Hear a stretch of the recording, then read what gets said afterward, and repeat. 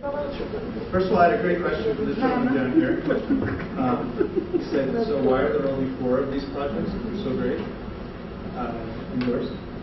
And the answer is that it's just, I thought I'd share it with you because I think it's important. It's just really hard to find a real estate developer who wants to be crazy, who wants to be this ambitious. You know, you can do a project that's different from everyone else around you, that's green, but doesn't have to go nearly this far, right? So you have to be very deeply motivated to want to go to do a truly sustainable project. And the only developers that we found who want to do this, there's kind of 3 cases. There's the case like Sonoma Mountain Village in California, what I'll tell you about, where the real estate developer just really thinks it's the right thing to do, wants to lead the market, sees that it's a new market that's coming, and so if they're the first one to do it right and do it well, that everyone's going to come to them to do deals in the future, and they're going to own a niche market and be a big player. So that's one developer, the developer who really believes in art. There's other developers that I've worked with who have a piece of land, like the one in Montreal, the golf course, where the community doesn't want to develop. Right? You're never going to be able to put houses on there unless you do something that's so sustainable that the community can't argue with it. And so actually we're seeing quite a few of those projects where the developer, it's worth a lot of money to a developer, like maybe $10 million, $20 million, if they can't unlock the land and they can do some deeply sustainable strategy that overcomes community opposition. Okay, yeah, we'll do deep sustainability. And then the third instance is just, it's similar. It's like what we did in Washington, D.C. It's a bid. So where there's a public request for proposals from the city or municipality, different developers put together teams. They're competing with each other. They want their bid to be better than everyone else's. They can propose a one-planning community and look better than their competitors. And so we know some developers win bids that way. In both of those cases, whether it's the locked land or the bid, you have a little bit more of a challenge making sure that the developer follows through. The other thing I wanted to say briefly is that our developer that we work with in London, one of the main guys who works there is Mexican, and he's eventually moving back to Mexico City in 2010, and he's going to be starting a bi-regional program, a plant program in Mexico. So maybe I'll connect him with your diploma program when he moves back here and come to the talk. Okay, so I told you that we're going to have a participatory session at the end, but maybe if you'll just bear with me for another 45 minutes or so, I'd like to take you into a deep case study in California. So this is the project. The project is in wine country in California. It's north of San Francisco. It's in a county that's called Sonoma. It's famous for wine. And there's 3 or 4 municipalities in Sonoma. This municipality is called Rohnert Park, and it's kind of the most conservative suburb in the county. And nothing very green about Rohnert Park. And the real estate developer is called Codding. And Codding's been around for 50 years, and they built all the shopping malls in the area, with tons of parking spaces, and they built sprawl, and they were part of the bubble. And the patriarch of Codding, the guy who started it, was he was like Ernest Hemingway. He was this really big personality. He went to Africa all the time and like, shot elephants and you know, if you go, he's still alive. If you go into his office, he's got tiger skins on his wall. You know, he killed that tiger himself. Not a very green guy. But his son-in-law took over the business from him, and his son-in-law had a new vision for the company, which was to make it a very green company. And around the time that his stepson, his son-in-law, whose name is Brad Baker, took over, this site right here was abandoned. I'll give you another view of it. Here it is. So it's kind of at the edge of the city. The city's all suburban. The city has no downtown. So this is a fairly typical American problem. Right? There's no like, real little village center. I think about 60,000 people live in this municipality. And this was the main source of employment. This had about 2,500 jobs at the site. It was a high-tech manufacturer. So this is really close to Silicon Valley, right? Silicon Valley is just south of San Francisco, and this is just north. So HP, you probably know HP, they do laptops, the printers and stuff, and Agilent, which is kind of a spin-off. They had a manufacturing facility here. 2,500 jobs, 3,000 parking spaces, about 800,000 square feet of big buildings. You can see there's 4 big buildings, and they're really high ceilings, and it's all full of fiber optic cable, and they're all built pretty well, but not very energy efficient, but they're built to withstand earthquakes. And then 3,000 parking spaces all around. And it's pretty ugly. And the jobs all left. All of the jobs went to Malaysia in, I think it was 2003 or 2004.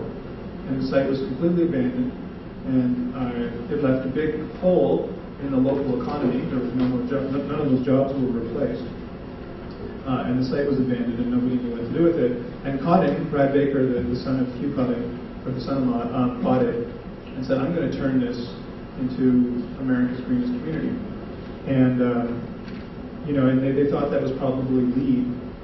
And they started to make plans to participate in the LEED for Neighborhood Development Program.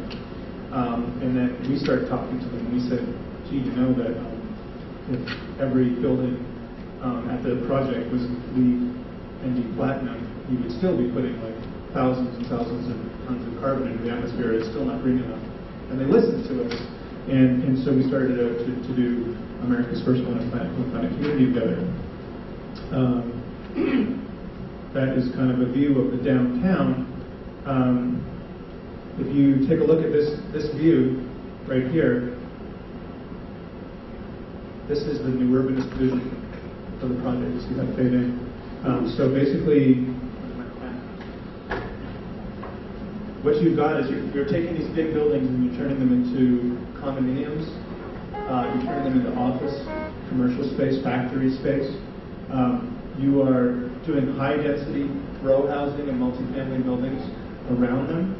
So this is the dense urban core of the project. And as you move away from the center, you get into more like 2- or 3-story row housing. And there are even plans for a few single-family homes. This is a kind of a flagship for the Congress for New Urbanism. It's a new urbanist community. You can see all of the features of it, streets that carry all the way through, so a really good street grid, narrow streets, uniformity in terms of the facades and the architectural approach. This is really important. This is this is the town square. So this is basically where you're going to enter the community, and when you do, it's actually going to look better than that. It's an old drawing. It's going to look something like this. So you will have a farmer's market right there, a cinema, a grocery store, the One Planet Center over here where you can get your sustainable concierge consulting.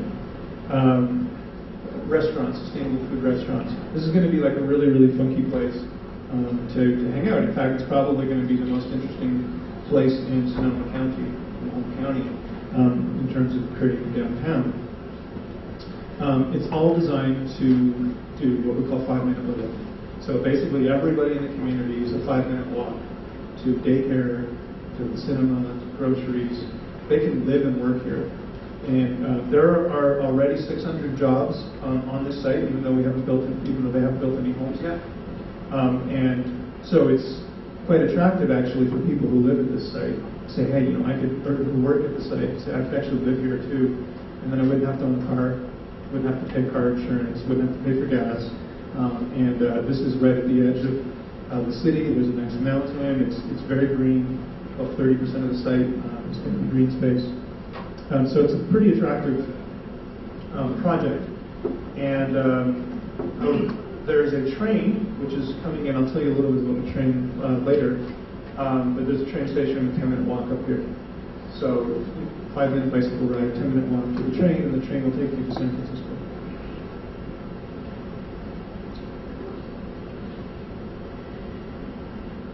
So the project is a lot of adaptive reuse at this stage.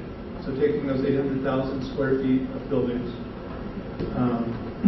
800,000 square feet, and turning them into sustainable buildings, into LEED for existing buildings.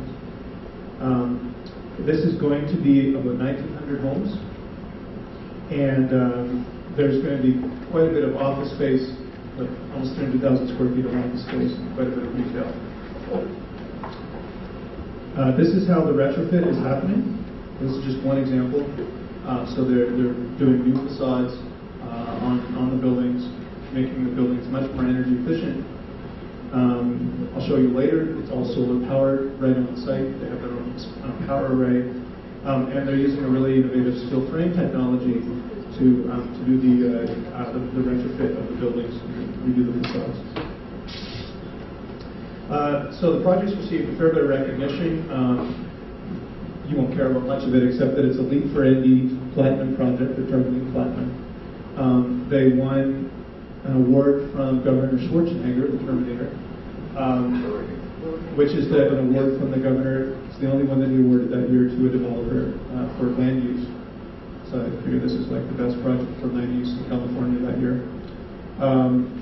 And they've been selected by the Attorney General's office to basically help define what it's going to mean to be a zero-carbon home in California. California, like the UK, has said all our new homes are going to be zero-carbon by 2020 in California. And so this project is basically going to help define what that means, what the standard is. Because there's a lot of real estate developers who are trying to dilute zero-carbon and what that policy ultimately is going to be. And Cotting intends to deliver truly zero-carbon homes profitably and prove to everybody that this is the way that the marketplace is going to have to perform in 2020, and it shouldn't be watered down. These are the 10 principles of the One Planet program. And when we do a workshop, kind of like the workshop we're going to do tomorrow, we take the entire design team, so all the architects, the engineers, the developer themselves, landscape architects. We try to add on some people to make it really multidisciplinary, so like a sociologist, local government. And we do this workshop where we basically assign a champion for each one of these principles. So you might get an engineer who becomes the champion for zero carbon, or you might get a landscape architect who becomes the champion for habitat and wildlife. And the champions basically work with bioregional. We write a sustainability action plan for the project. It's very deep, very detailed. You might have 40 pages just for one principle, just for your zero carbon strategy. And we look at everything from assets that you might have, like existing environmental organizations you could work with, or maybe the site gets a lot of sunlight. We look at baselines, so what's energy consumption in the city right now, what's water consumption in the city right now, what's the rate of crime. We look at all of those baselines, and then we do some modeling. I'll come back to that later. And then we set key performance targets.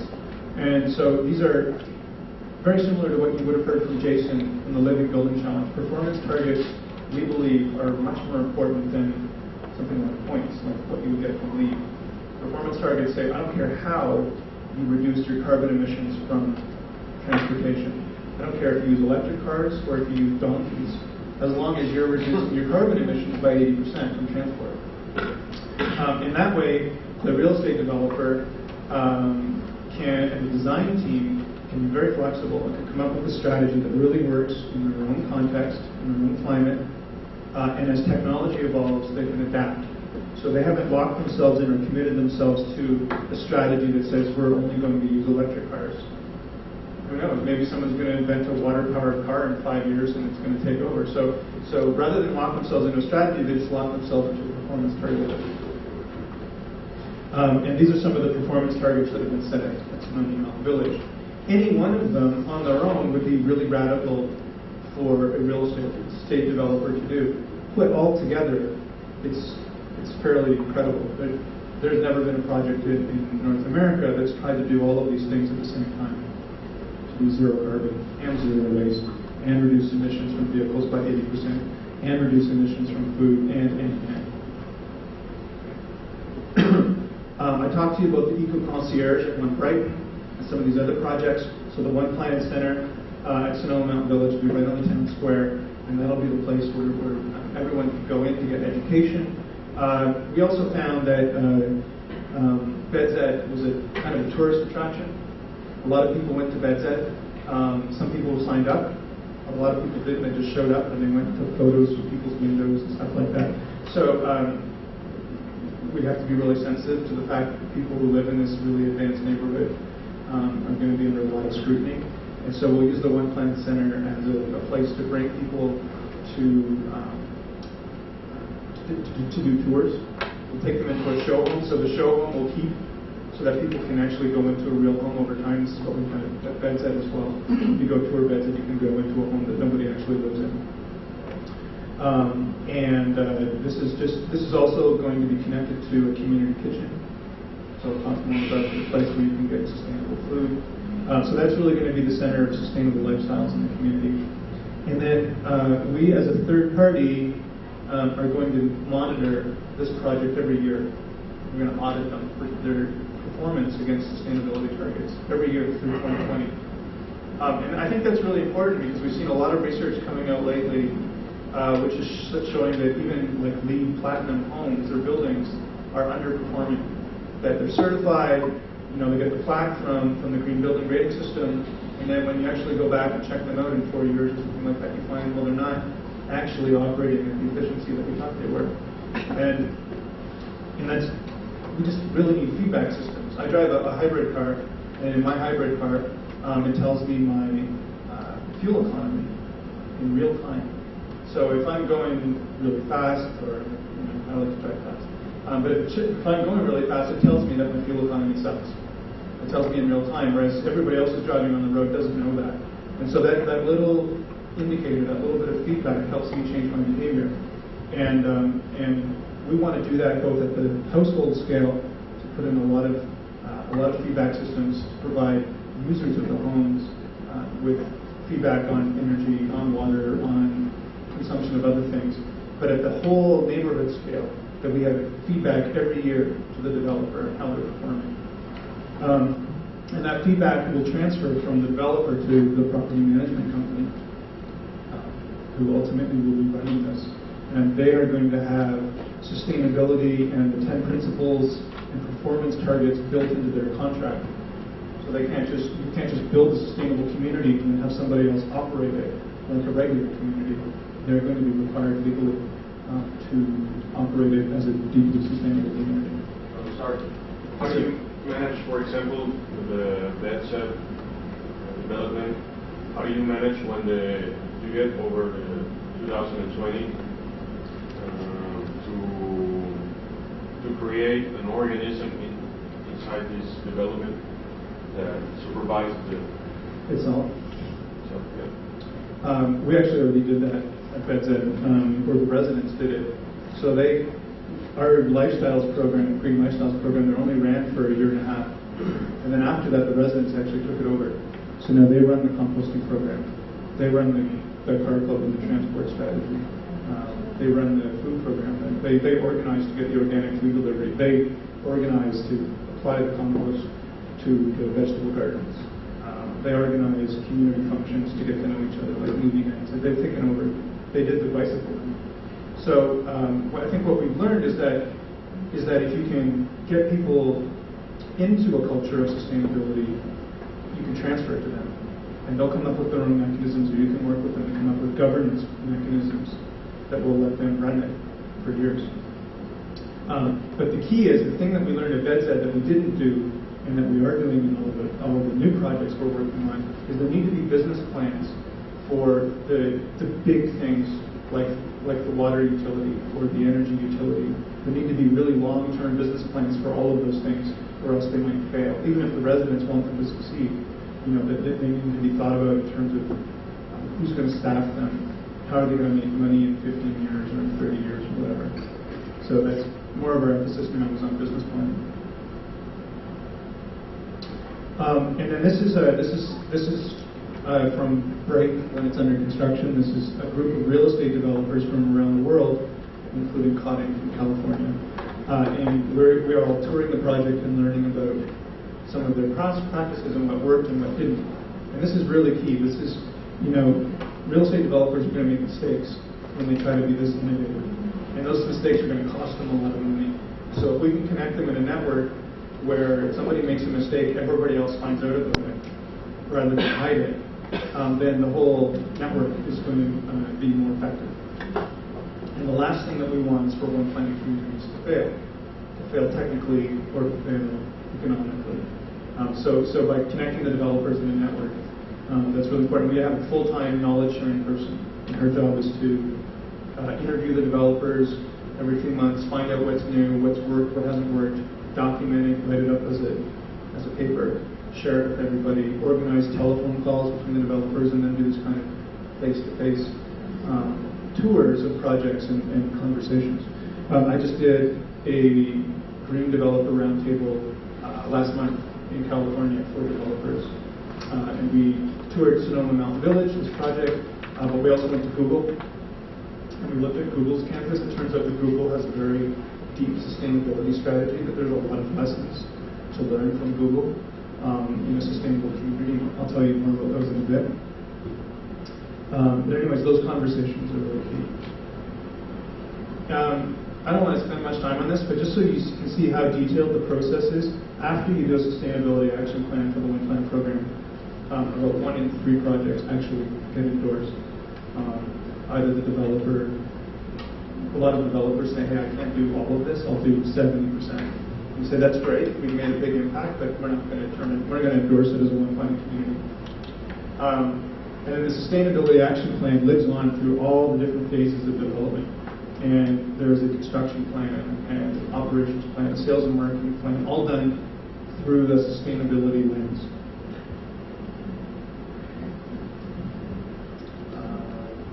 This is really key. So we work with the real estate developer to make it legal to do sustainable development, because there's a lot of different ways that it's illegal in different jurisdictions.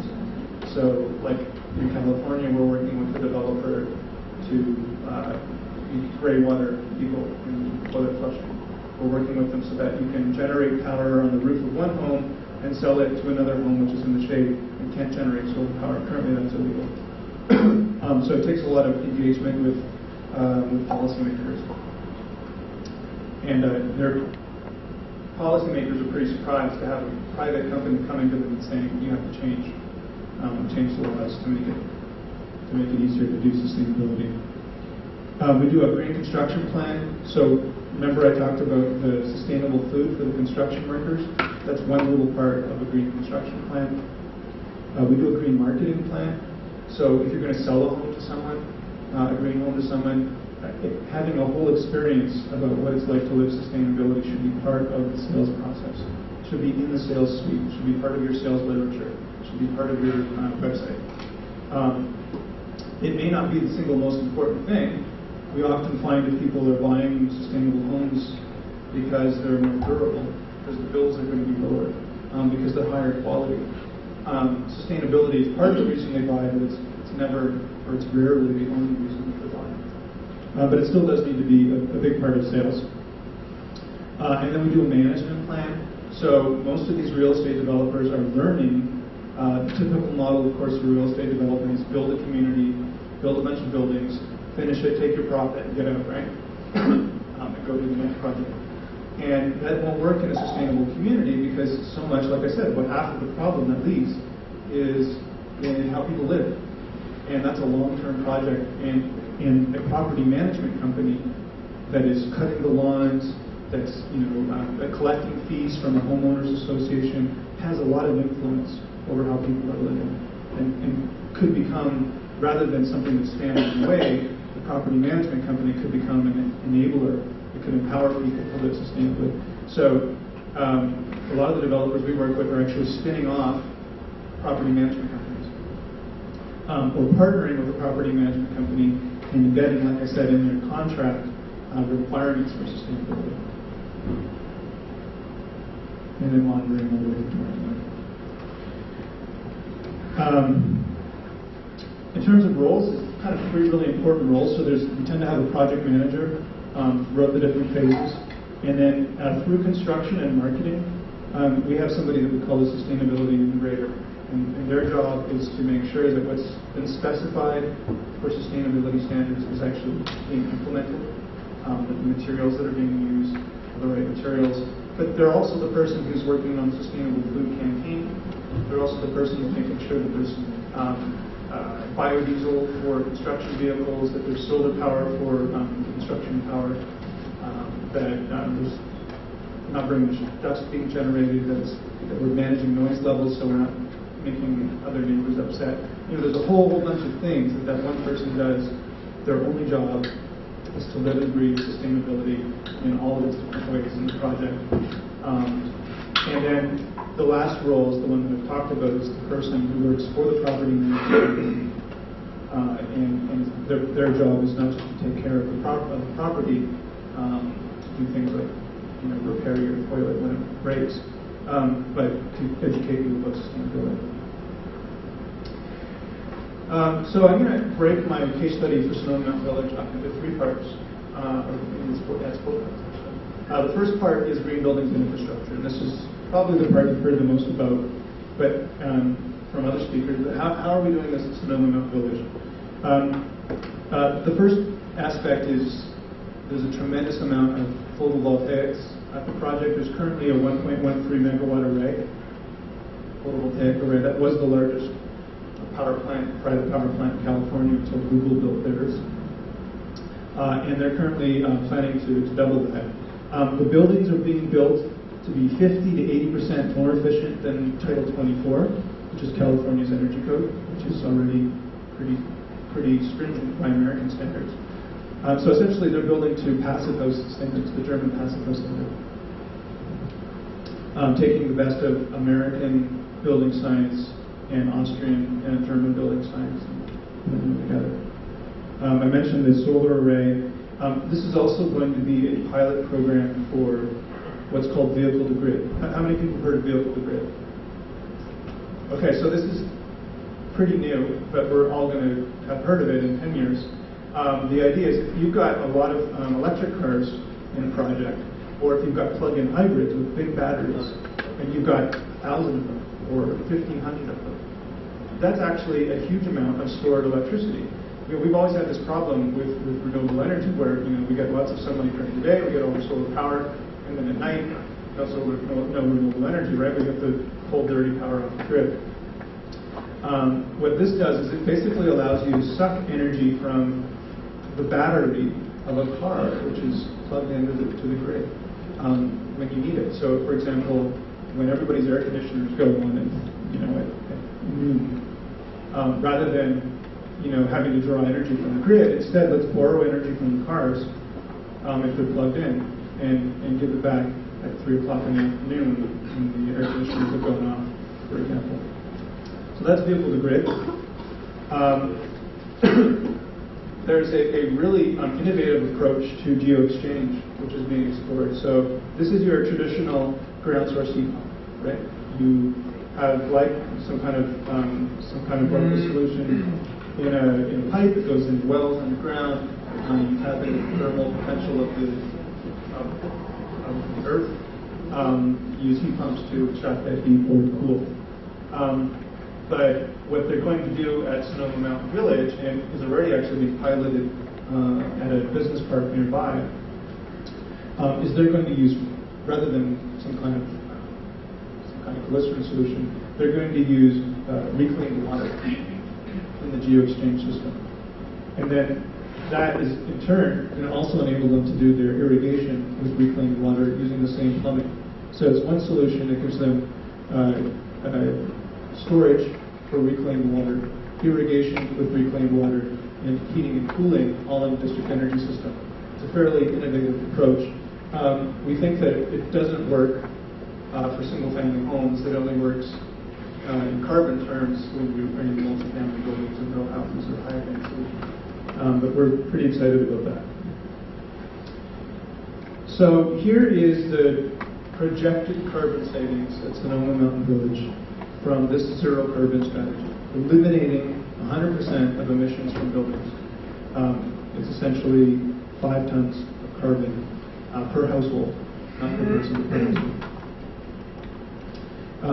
One other important thing to note is Sonoma Mountain Village, they're also doing a zero carbon data center.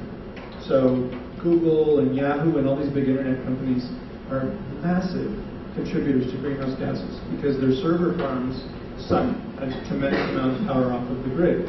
And if the grid is dirty, like it is in California, then they're contributing to climate change in a big way.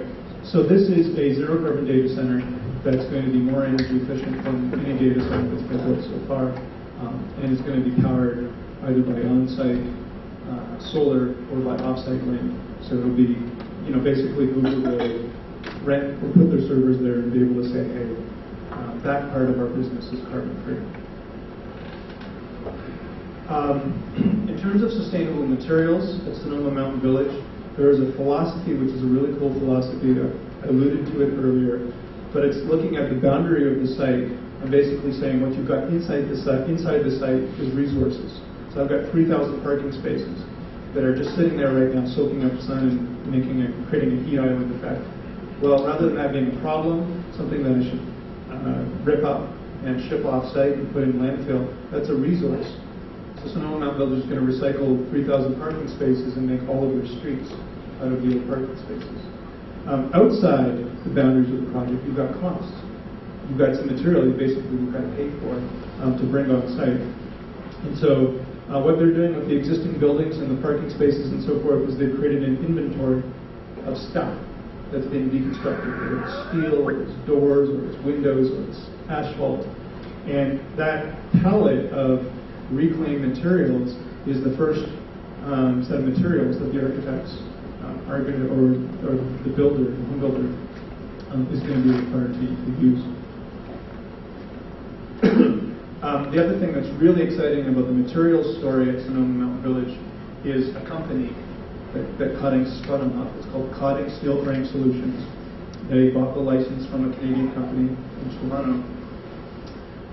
And this is a system where you've got a factory floor that looks like this, and you've got these rolls of steel, and you run through the system, and your design for the building is all in AutoCAD, and basically the software tells the assembly line how much steel to produce and what sizes, and what you get out the other end is kind of like a tinker toy. It's kind of like the toys that we had when we were kids. You just kind of get it out of the box and you put it together.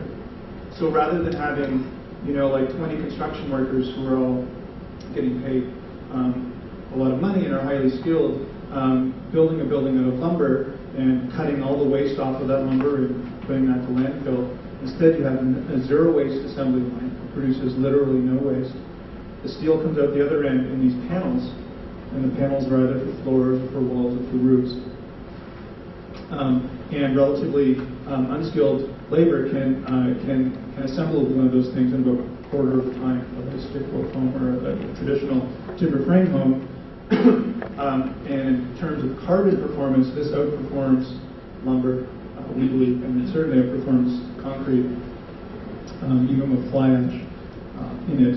And the factory at Sonoma Mountain Village is powered by the sun. It's all solar powered, and it creates jobs right on site. So it's a really tremendous story. There are spin-off companies that are now using this factory system at Sonoma Mountain Village on site to do other things. There, for example, is something called Project Frog, and they're making portables for schools that are like eco-portables. They've got their own solar arrays, and they're all built out of this reclaimed steel. At the end of its life, these steel frames can be totally disassembled and reused or recycled. So, it's not like you have to demolish it and take it apart almost as easily as you put it together. The other thing is it's very resistant to fire, obviously, since it's steel construction.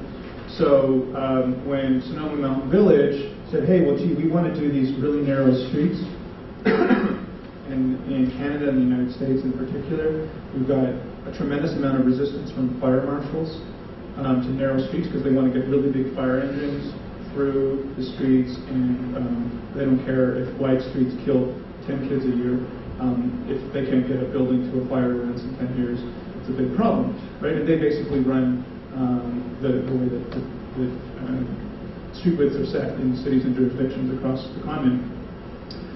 So by saying, hey, look, all these buildings are going to be steel frame, they're all going to be fire resistant, it helped to win the fire marshal over to allowing extra narrow streets at Sonoma Mountain Village. In other words, we probably wouldn't have got that to happen.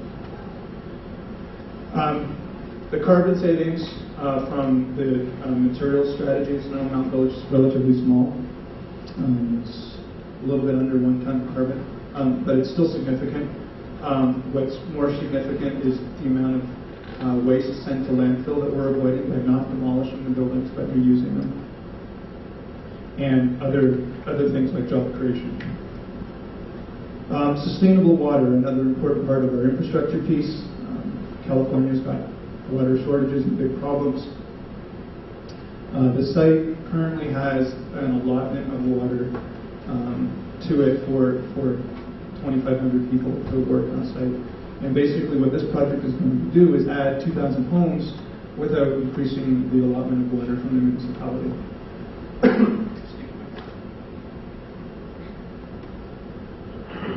So they're targeting a 60% reduction, and that's kind of scaled out over this time frame.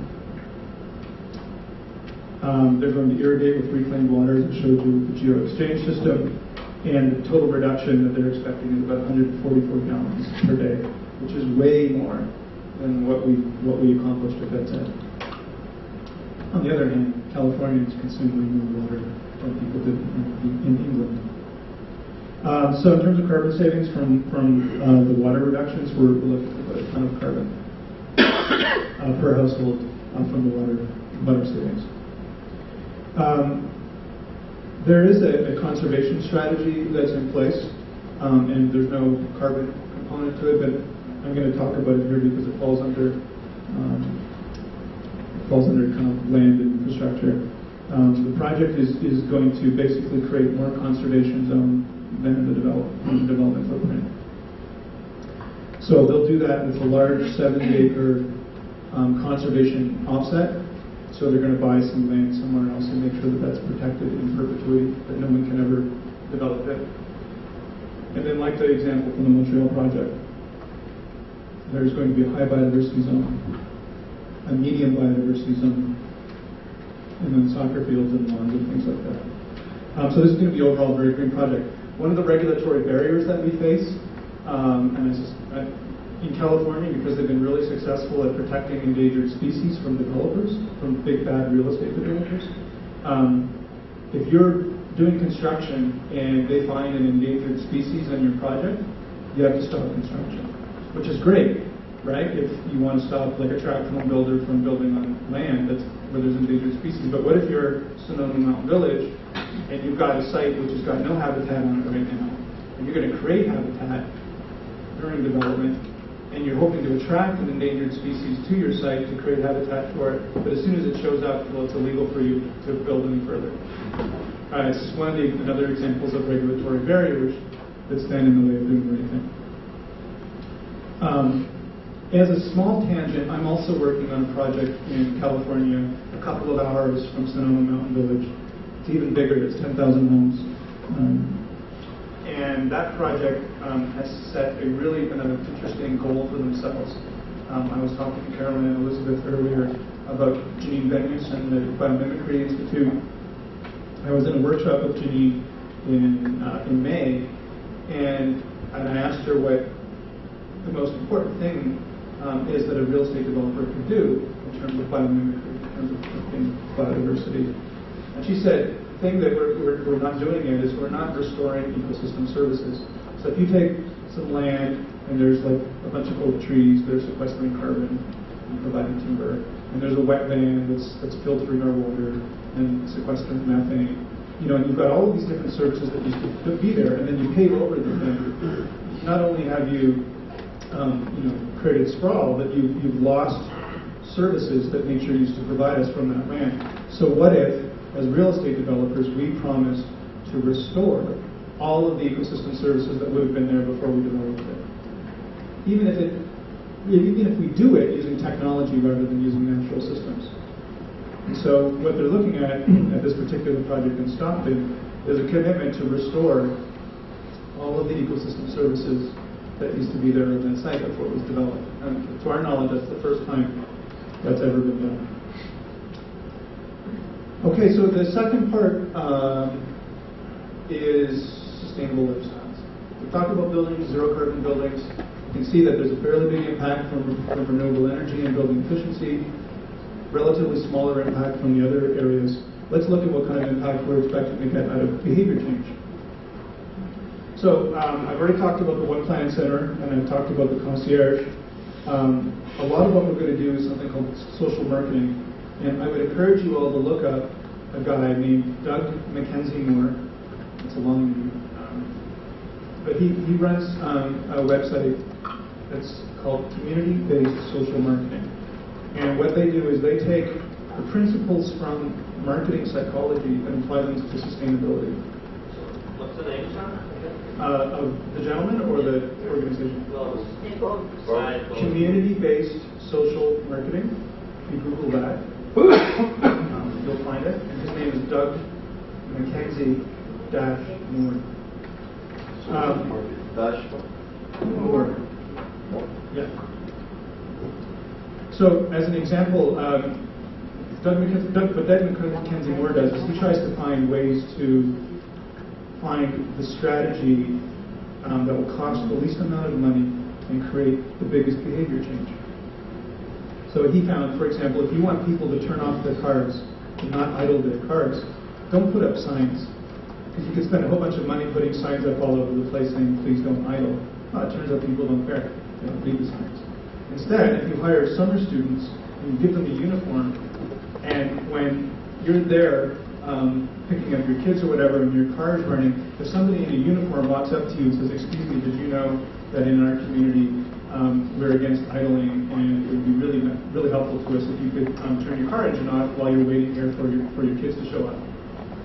Wow, that's like that's a pretty big deal. And it only takes one interaction like that, and then most people will not idle their cars anymore because they feel like, wow, they've really stepped out of line with what's normal in this community.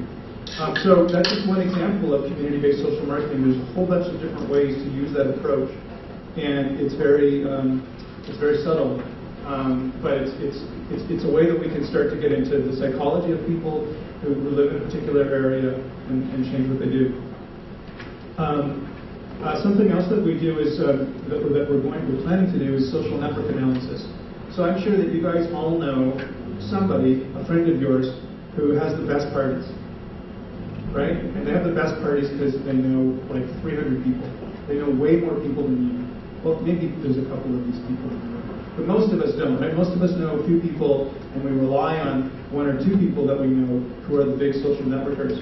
Well, if you've ever read a book called The Tipping Point, it turns out that those people are really influential in a social system. So if you can figure out who they are, and you can help them, you can really focus your efforts on getting them to change their behaviors, to compost and recycle and change their diet. You reach 300 people because they're very natural extroverts and they want to tell people about their lives and how exciting it is and the coolest thing that they're doing. So that's like a shortcut to spreading an idea virus. It's the same thing that happens with something like HIV/AIDS. You know, those same people who host all the parties, turns out that they're the ones who infect most of the people with HIV/AIDS. So it's the same kind of principle. Idea viruses. Recognition. So we know this from the volunteer sector. If we give people appreciation for the volunteerism that they're doing, if we give them a plaque or we put them up in front of a room full of people and we shake their hand and say thank you for 5 years of hard work working with orphans or whatever it is, we know that those people are going to get energized by that recognition and go to do 5 more years of work with orphans. So finding ways to just recognize people in the community who are volunteering and working on sustainability is important. And then this is really, really key. So in the leases for the grocery store or for the restaurant, they're actually going to have legal requirements to adopt zero waste practices. to adopt sustainable sourcing practices for food, to try to source goods and services from local suppliers as much as possible. So that, not everybody is going to want to go and open a restaurant or a toy store at Sonoma Mountain Village, but the ones that do are going to buy into a legal requirement to change their practices. And that's really, really important. There will be a less heavy-handed approach with residents as well. There will be some kind of charter that residents would sign on to and say, I will attempt my best efforts to drive less or to fly less or to change what I eat. But we can really make that legal with tenants. In terms of zero waste, the program is intended to eliminate almost 100% of waste sent to landfill. Based on our research, we think we can get it down to about 98% by 2020. But to do that requires a whole new culture. Because right now, even in the jurisdictions where people recycle a lot, you still get like 50 or 40% of your waste stream going to landfill. So we need to find ways at Sonoma Mountain Village to make it easy for people to recycle clothing, to recycle home electronics, to get rid of things that are toxic like batteries, to resell rather than just recycle, to create kind of like a Goodwill store or a place where you can get secondhand stuff from people who live on site. And then we have to look at energy from waste as well. Now this has historically been a huge problem. Energy from waste has basically meant incinerating waste and creating energy from it, but creating pollution at the same time. It's got a terrible reputation in a lot of places, especially in California. But there's new technologies that have come out that are called plasmification. And there's a really cool company from Ottawa, where I live, called Plasco, Plasco, and they've developed a closed-loop technology where you basically put garbage into the system, and it gasifies the garbage and produces electricity and clean water and building bricks and salt. That's the main products that comes out the other end, and no emissions. It's pretty cool. And it doesn't incinerate, it actually uses a plasma arc and turns the garbage at the molecular level into energy. Anyways, so that's a strategy that we have to look at for zero waste as well. The savings from waste in terms of carbon are pretty high. They're almost as high as what we expect to get from a zero carbon house. And most of this is not a technology fix. Most of this is getting people to change their behaviors. As an example, in the United Kingdom, we found that the way to get people in a multifamily building to recycle the most is not to put in a fancy pneumatic tube system like they've done in Spain. It's not to put in drop chutes. It's to have somebody come to the door. Hi, I'm here to collect your compost. I'm here to collect your recycling. And it creates a job, it's basically a great way to drive up recycling rates. So that the personal touch.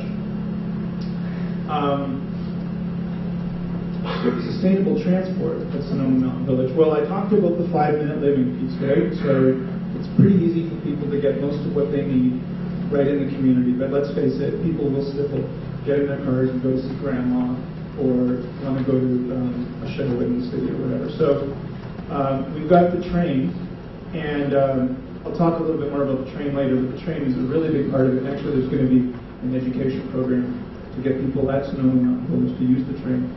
I talked about vehicle to grid, so neighborhood electric vehicles are catching on in California, and we think that plug-in hybrids and electric vehicles are going to be a big part of the strategy. The developer isn't committed, doesn't have to follow through on that, but they think that's probably the way they're going to go. Car sharing, like we did at BedSet, is going to be very big. The car sharing company that's really dominant in California is called Zipcar. Of course, a lot of bicycle sharing. And then Kodak have developed a spin-off company called Community Fuels. Down to that. And that's the largest biodiesel producer in California. So that's where biodiesel is going to come from. For construction vehicles, we will have a biodiesel filling station at Sonoma Mountain Village. Now, biodiesel is pretty controversial, right? If you're using food crops to make a biodiesel from it, then there's actually a negative carbon impact. It's not good at all. And both my government, the Obama administration, gone out and tried to make friends with farmers by saying that biodiesel from soy is a good thing. It's not. At Community Fuels, what they've done in the past is they've used chicken skin. So there's a big chicken processing plant in the city where they live, and the chicken skin just gets thrown out. So they take all the chicken skin, which has got a lot of tallow in it, and some oil, and you can make biofuel from it. The only problem is that their single biggest customer is the state of California. They have a lot of their government vehicles powered by biodiesel, and they're actually refusing to use chicken skin biodiesel. So they're forcing Community Fuel right now to use soy. But hopefully in the future, there'll be more demand for the chicken skin product, or something that's more based on waste, and Community Fuels will be able to provide that at Sonoma Mountain Village. Now let me back up for a minute. So, don't be tied to any significant technology, plan as you go. I talked about vehicle to grid. The target at Sonoma Mountain Village is an 82% reduction in vehicle emissions. That's huge. Look at it. It's like almost, well, it's not twice, but it's 1.5 times bigger than the carbon savings from buildings. And then on top of that, what's not factored into this is Sonoma Mountain Village are actually going to ask residents to fly less, because aviation is our largest source, single largest growing source of carbon. So they think that they can get people to fly about 33% less, just through education. Sustainable food. So Sonoma Mountain Village, one of the existing commercial buildings is going to have a farmer's market on site, and that's going to be a daily farmer's market. So it's going after that European model where rather than having a big refrigerator or freezer full of food, which is the American model, you stop by the market on the way home, get your fresh produce, meet some of your friends, have a drink, and then go home and cook your food fresh. So the sustainable food strategy is pretty significant. It's doable in California because they have a long growing season and they have a fairly comprehensive history of doing local food in California. But the project's goal is to source 25% of their food from within 50 miles, and a significant amount of that will be grown on site. There's going to be a community farm on site. I talked about edible landscaping. There's going to be fruit and nuts and vegetable gardens. And then 75% of all food from within 300 miles. And that's going to come about through direct buyer relationships with farmers. So if you've got a farmer, and right now he's having to go through some middleman who's skimming some profit. Now the farmer is going to basically be able to sell direct to residents of Sonoma Mountain Village. There are a lot of complex ways that we are going to try to change people's behavior around food. We're going to institute a community kitchen, so you can have like a cool place to go that's relatively non-commercial, where other families from the development are going to be there and they're going to be eating and buy your lunch from the cafeteria, and you know that the food is fresh, local, it's probably partly organic, and it's going to have lower portions of meat and dairy. So it turns out there's this whole movement in the United States around sustainable food, slow food, local food, and all that stuff is really important. But when we look at it from a carbon standpoint, your biggest savings by far is reducing the amount of meat in your diet and dairy in your diet. What I'm saying is I'm not a vegetarian, I like sleep. I just don't eat it very much. But so the University of Chicago did a study, and they found that a vegan, so somebody who eats no cheese, no dairy, no meat, saves 1.5 tons of carbon per year over a typical American diet. 1.5 tons. If you compare that to me, I drive a hybrid car, and I used to drive a regular car. I only save 1 ton of carbon per year by driving a hybrid car, and it costs me $30,000. So, you know, you could kind of say, well, gee, reduce 2/3 of the meat from your diet and go drive a Ferrari. And it equals out. It's something to think about. We never really think about food in that way, especially meat. And it's a bit controversial, of course, because there's huge vested interest in meat and in dairy. But we're not asking people to eliminate them. We're just saying, look, reduce your intake of food. And so when we went to Google, we were shocked. We sat down with the executive chefs at Google. So these are the chefs who feed 11,000 people every day at Google, and they do really high quality meals. It's not like Fermi campus student food. It's like they've got really good California chefs who do the food. And what they said is that's the biggest problem that they're trying to solve right now, is how to get, you know, all of these high-tech computer programmers at Google to eat less meat. They've solved how to do organic, how to do direct sourcing with farmers, and they've got all these really cool programs around that. So some of the techniques that they've done around reducing meat consumption is when you've got a buffet of all your different food, you put meat at the very end, right? So by the time you get to the meat section, your plate's full. Or, you know, rather than put out like a big side of pig and say, here's, you know, just cut off however much of the pork you want. Instead, you put it out in a little bowl, and you put out like a meat portion which is only 1/3 the size of what we're used to, right? And so, you know, if you really want to eat a lot of meat, you got to look at it like a pig and take two portions. Just a variety of different techniques that they're looking at, because there is no way to get around the fact that that is the largest carbon impact in food.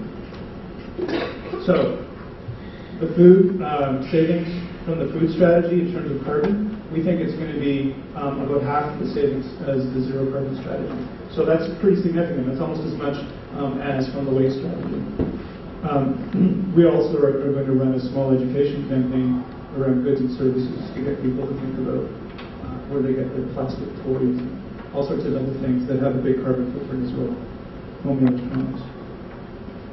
So, at the end of the day, when we look at green buildings and infrastructure, and when we look at sustainable lifestyles, how does it all stack up?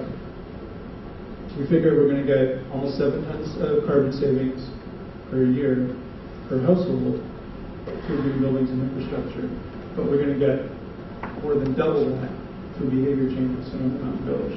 So in this jurisdiction, in this community, and California is different from Mexico and it's different from where I live, we think that we can get 70% carbon savings through behavior change. So that flips the equation on the head. Instead of saying green buildings are really important and we should tackle on some like lousy little green cleaning program, saying, hey, you know what, green buildings are not as important as sustainable food and transport and waste. Put those three together and you can actually potentially outdo your carbon performance from buildings.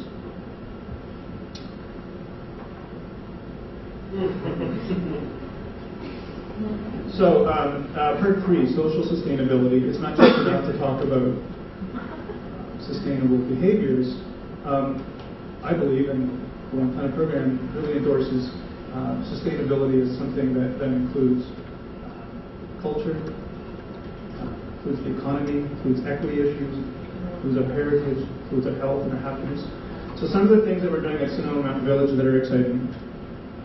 We're almost doubling the number of jobs. So there's going to be 4,400 jobs there at Sonoma Mountain Village. Essentially, it's going to be a 1-to-1 ratio of residents to jobs. It's going to be really easy to live there and work there. And so that's taking that tragedy of that site where all those jobs left and went to Malaysia and left a big hole in the economy, and it's creating a huge commercial benefit. Even right now, without the leasing program being fully up to speed, there are 600 jobs on site right now, but 100% of all the commercial leasing that's happening in that municipality is happening at Sonoma Mountain Village. And they're creating a green business park, essentially, which is attracting tenants from all over the place. So they just signed a deal with one of the largest solar manufacturers in California, and they're moving their headquarters to Sonoma Mountain Village. Right? You've got Cotting Steel Frame, you've got Comcast and AT&T, which are really big communications companies. They've gone on site, and just by moving their businesses with their 200 employees or 100 employees onto Sonoma Mountain Village and saying, hey, well now all of our power is from the sun, and over the next several years we're going to get into a zero waste program, and there's going to be a sustainable food restaurant for my employees to eat at it. I get all of those sustainability benefits just by being a tenant. Gee, maybe I could do a little bit more than that as a company. And so moving to Sonoma Mountain Village has helped their tenants actually transform their businesses. So Comcast, for example, have said, okay, now that we're doing this, we're going to take our commercial fleet of all of our trucks and we're going to convert them all to hybrids or electric. Right, one example of the spillover, the ripple effect of sustainability at Sonoma Mountain Village. Fair trade. So fair trade is a big part of the approach in the One Planet program. We believe that it's really important to create local jobs, but at the same time, there are people in developing countries who don't get a fair wage for the stuff that they make. And if we're going to participate in the global economy and buy stuff from China, like TVs, gee, we should also buy sugar and lots of other products from people who are getting a fair wage. So, as part of the leasing requirements, we're going to require grocery stores and restaurants to source fair trade products. Let's look at the three principles that are social in the One Planet program: culture and heritage. So a lot of this is creating a new culture, which is a culture which takes sustainability and makes it cool, makes it really fun. Public art is, for example, going to be made from a lot of public art in Sonoma Mountain Village is going to be made from waste. It's going to be made from old pop cans and stuff like that. It'll be really cool, but it'll be reclaimed. The town square is going to be a huge center for festivals, and the development is setting out to work with local immigrant populations to make sure that they're included in the project. Is there any questions? There is no church. Yeah, I think there's probably going to be a couple, but no church has kind of signed a contract. We're going to move All that.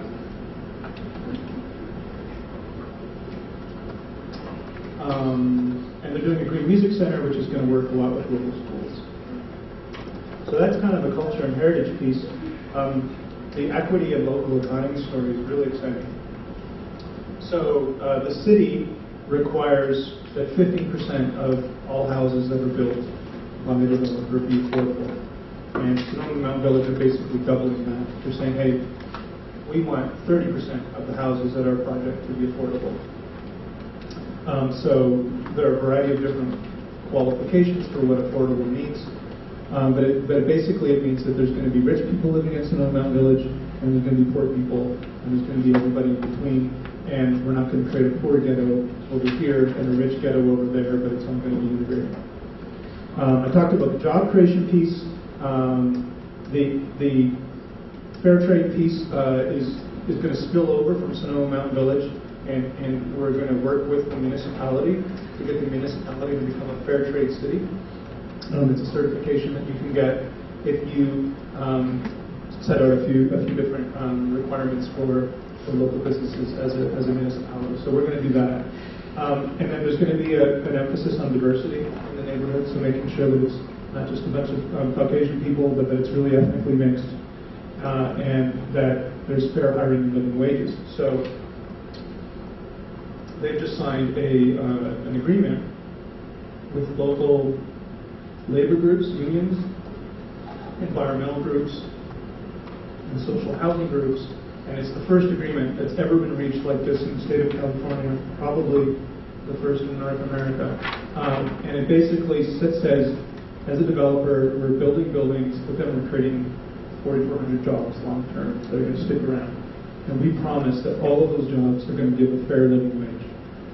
We promise that we're going to use union labor in the following ways. And it's basically set out a very, very, very high standard for how a real estate developer can be equitable and work with labor organizations. And it's got everybody else completely scared. All the other real estate developers in the city are saying, oh my God, I'm going to have to do this too. And so it's a very unpopular move in the business community, but it's really We think it's the best case study that we've got so far of realizing the equity and local economy principle in the Building Planet program. And then there is this business incubator in the Green Business Park. So this is pretty cool. It's innovative. You can apply if you're a startup company and you want to do solar or clean water or something related to sustainability. You can apply to join the incubator, and they'll provide you with counseling, with management advice, with legal services, with accounting services, photocopiers, to give you a place to work where there's other businesses who are starting up as well. And that business incubator has been very successful so far. The idea is you are in the incubator for anywhere from 1 to 3 years, and then you're big enough that you move on and you go somewhere else. The final principle in the One Planet program is health and happiness, and it's kind of fuzzy. It's difficult for us to say, hey, gee, how do we create indicators for what it means to be a healthy community, what it means to be a happy community. But we're thinking really hard about how that's going to happen. And the developers committed to do a survey every year of the residents, a survey that's going to ask them not just do they like their home, do they like their marble countertop, but are they happy? Are they healthy? Have they been sick that year? To track things like crime in the community. To track things like how many neighbors do you know? Do you find this to be a friendly community? And we're still learning what the indicators are that we're going to track. This has really never been done before, as far as we know. But we're going to use it as a feedback tool so that we can improve the social programs, improve the fitness facilities, improve the program to create clean air in the buildings, improve the program to have people adopt a sustainable diet, improve the program to get people on their bicycles more, out walking more, out exercising, adopting healthy lifestyles. It's all part of one package. At the end of the day, we think that health and happiness is the most important principle because it's really about quality of life. This is how the developer intends to sell the homes, not as green buildings, but as green lifestyles, as healthy, happy lifestyles. If you live here, you're going to be fitter, skinnier, sexier. It goes on and on and on. That's kind of the way that they think they're going to sell it, and we'll see if it works. But that's certainly what has worked at the project in the United Kingdom and Britain.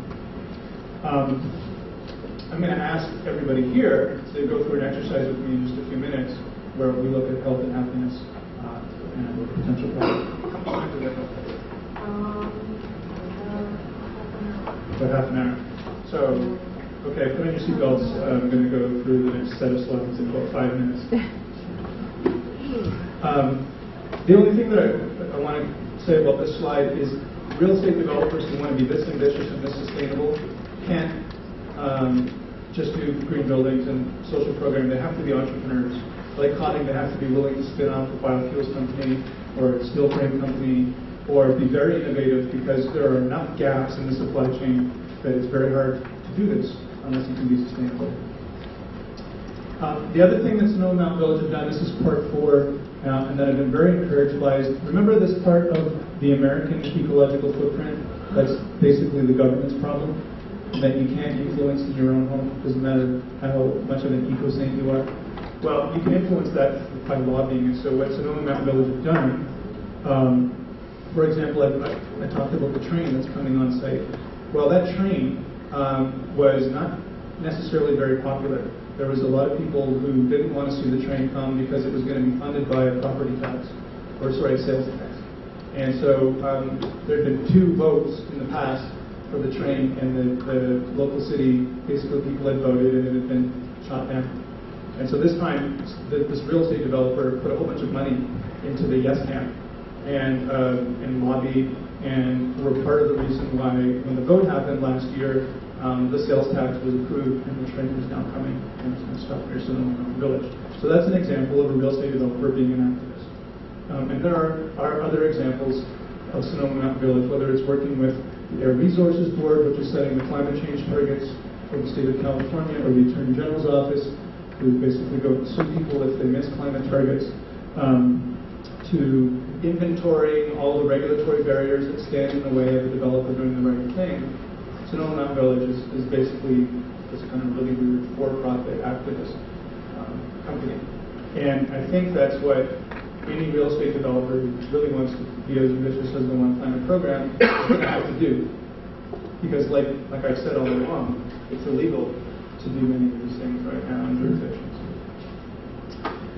So overall, at Sonoma Mountain Village, if you look at carbon on a per person basis, at Sonoma Mountain Village, the target that's been set, and you compare that to 2 other initiatives. So this is Kyoto, right? The Americans never signed on to Kyoto, but this is what would happen if America had, and then it actually adopted Kyoto and made it work, right? Nobody really is making it work, at least not in North America. But this is the trajectory for carbon reductions per capita.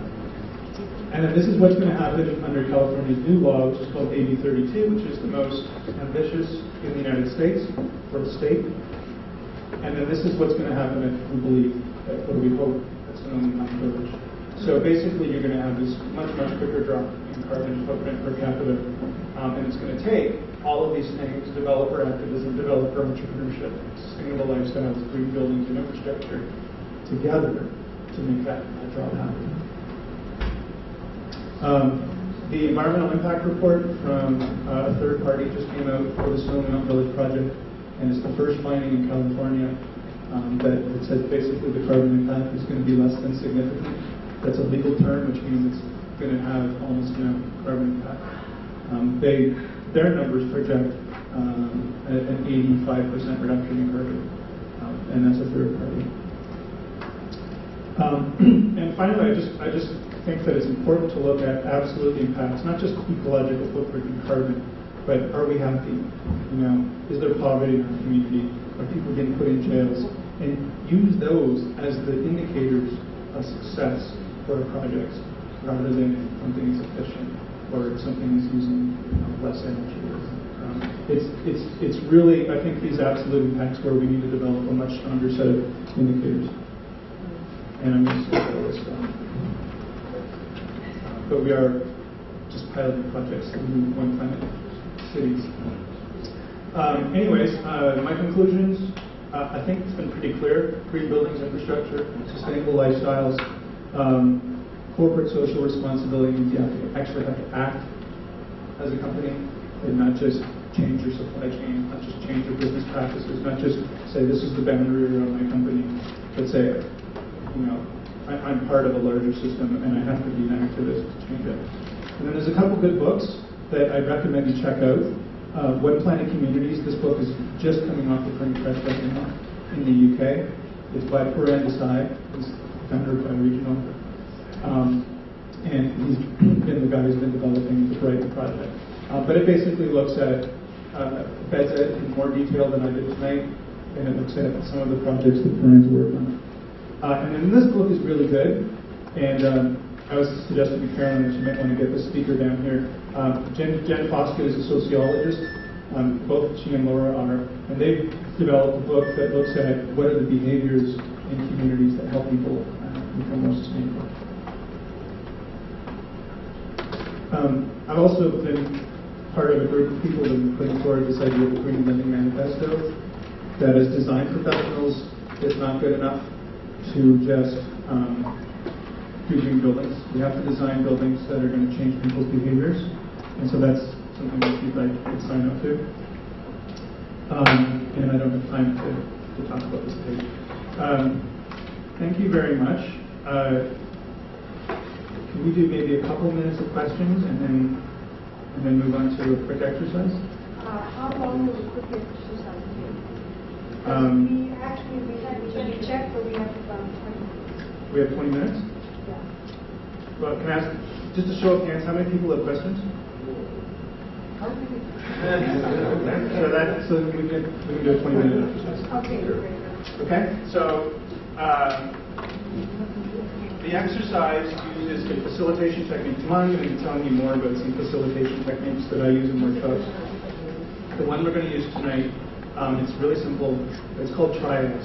So if you want to get people to brainstorm, people don't necessarily brainstorm really well in a big group, but if you do it in couples, Sometimes there's a person who's quiet, there's another person who talks too much, so if it's just two people, it doesn't work. So it's called a triad. It's breaking up a group of people like you guys into threes.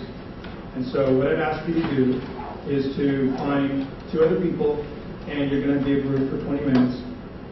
And what we're going to do is we're going to think about how we can create a community in a city. Maybe it's in Mexico. It's maybe 2,000 homes. But you don't have to worry about that. What I want you to think about is how can you be as healthy and happy as possible in that community. So get rid of your hat as an architect or as an engineer, right? And just think about what it's like to be a person living in a community. And I've actually got some roles for you. So I have here like a teenager, a 10-year-old kid, a university student, a single mother, right? And I'm going to ask your group to think about what it's going to take to make that person as healthy and happy as possible in your community. And we're going to capture all of your ideas on sticky notes, which I'll hand out. We'll put those up on this piece of paper. And then we don't have time tonight, but tomorrow night we'll actually do another exercise at the start of the class where you get to vote on what you think the best ideas are. Everybody gets to vote, and I'll show you how that works tomorrow night. So groups of three, and then when you got a group of three, come up to me and get your role. And if you've got questions, ask me questions. I'll give you the sticky notes when you can. Okay?